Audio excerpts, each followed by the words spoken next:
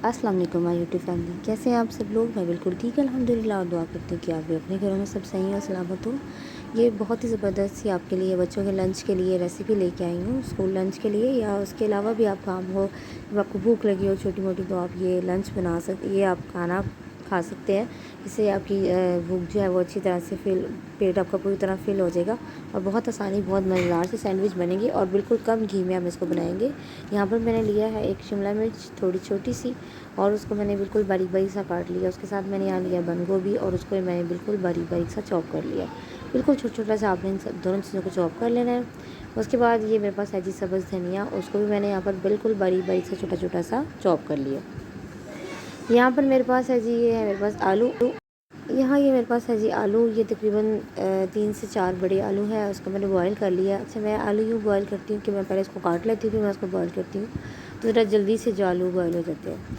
तो आप भी इस तरह से आलूओं को बॉईल कर सकते हैं। देन अब मैं क्या करूँगी, यहाँ पर आलू बॉईल मैंने कर लिया, उसको मैं अच्छी तरीके से मैश कर लेना है छोटा छोटा सा, और उसके अंदर हम बाकी अपने स्पाइसेस ऐड करेंगे। ये आलू जनाब यहाँ पर मैंने पीस लिए हैं, इसके अंदर मैं डाल रही हूँ, ये मेरे पास है प्याज, छोटे साइज़ की प्याज है, उसको मैंने बारीक बारीक सा काट लिया था, और ये बाकी सब्ज़ियाँ जो हमने काटी थी वो भी मैंने इसके अंदर ऐड कर दी है। और ये यहाँ पर मैंने डाला है इसके अंदर सब्ज़ धनिया।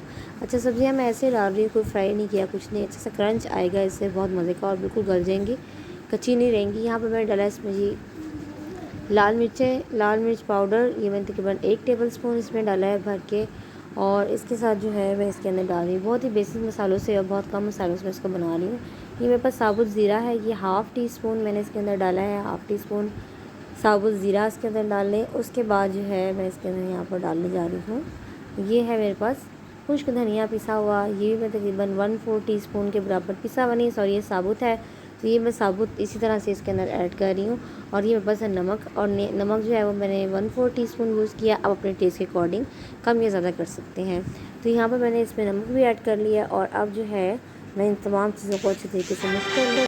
अब यहाँ पर मैं इन तमाम चीज़ों को जो है वो मिक्स कर लूँगी, और यहाँ पर मैंने इसका डाला थोड़ा सा अजवाइन, ये टोटली ऑप्शनल, अगर आप डालना चाहते हैं तो आप यूज़ कीजिए, मेरे पास घर में था तो मैंने डाल दिया है, वरना आप इसको स्किप भी कर सकते हैं।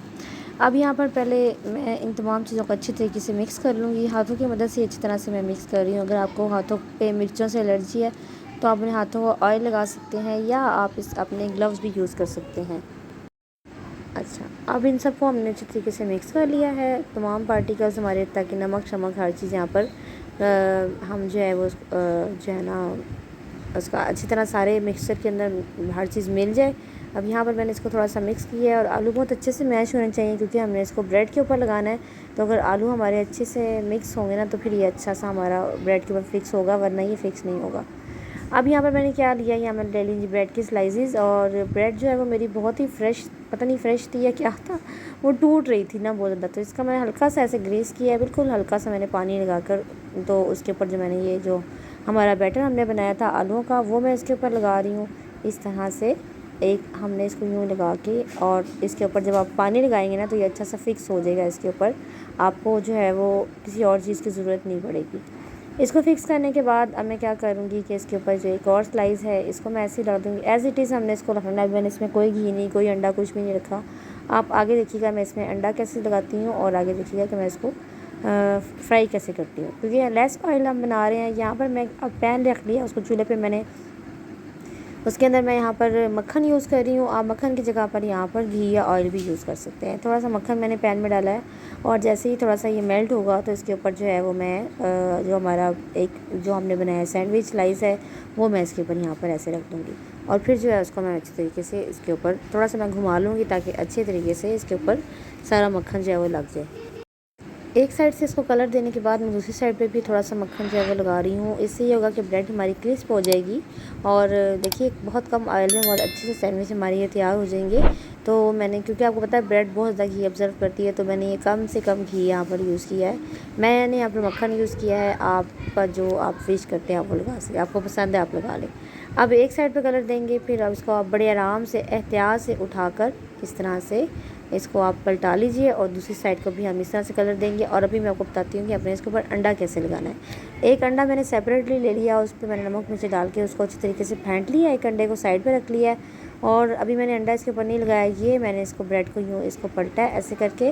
آپ چاہیں تو آپ یوں 2 چمچ یوز کر سکتے ہیں. اب اس پہ ایک طرف سے کلر دینے کے بعد اس طرح آپ ہلکا ہلکا سا اس کو پریس کر لیجیے گا تاکہ جو اس کا بیٹر ہے نا وہ اس کے ساتھ جو ہے وہ چپک جائے.